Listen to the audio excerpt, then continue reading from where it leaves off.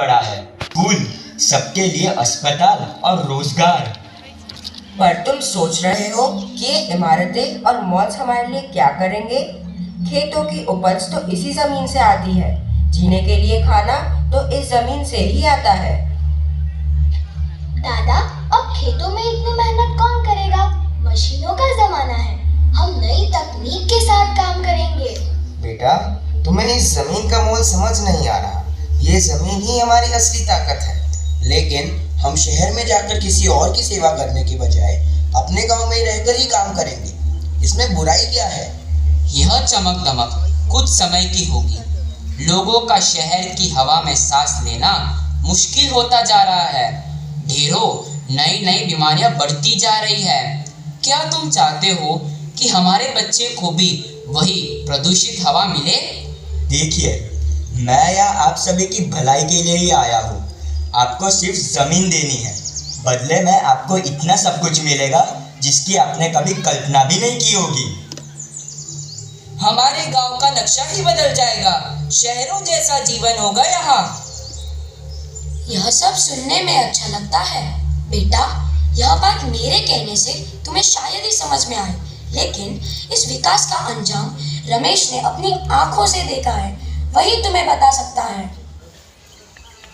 मुंबई के छत्रपति शिवाजी महाराज अंतर्राष्ट्रीय हवाई अड्डे का निर्माण उस क्षेत्र में किया गया था जहां पहले मछली पालन और मैंग्रोव वन मौजूद थे। मछुआरों के लिए क्या दिन थे वो। पूरा इलाका मछली पालन से भरा हुआ था। हाँ भाई, सही कह रहे हो। वो शांत समुद्र का किनारा, मछली पकड़ते लोग। हाल जीवन था वहाँ सबका। अब देखो, हवाई अड्डा बना के सब मिटा दिया। सही कहा तुमने रमेश। मैंग्रोव हमें बाढ़ से बचाते थे। वे हमारी ढाल थे। अब तो हर मॉनसून में बाढ़ का डर बना रहता है। हाँ, और मछुआरों का क्या हाल हो गया है। जब से मैंग्रोव हटाए गए, उनकी रोजी रोटी भी खत्म हो गई है। मछलियाँ कम हो गई है। अब ये मछुआरे समुद्र में इतनी दूर जाकर मछली पकड़ने जाते हैं कि उनकी जान पर बन आती है। हमने पर्यावरण को इतनी चोट पहुंचाई है, अब उसका असर तो हमें झेलना ही पड़ेगा। ये मुंबई की बाढ़ भी उसी का नतीजा है। सही कह रहे हो। अब जो भी हो, हमें समझना चाहिए कि विकास की कीमत सिर्फ पैसा नहीं, पर्यावरण और समाज भी चुकाते हैं, और उस कीमत की भरपाई मुश्किल है। यह जमीन हमें जीवन देती है।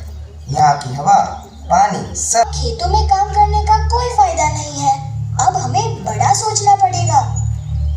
हमारे बच्चे अच्छे स्कूलों में पढ़ेंगे और हम भी अच्छी जिंदगी जी पाएंगे। इलाज के लिए शहर नहीं भागना पड़ेगा। बड़े अस्पताल यहीं होंगे। अब कोई बिना इलाज नहीं मरेगा।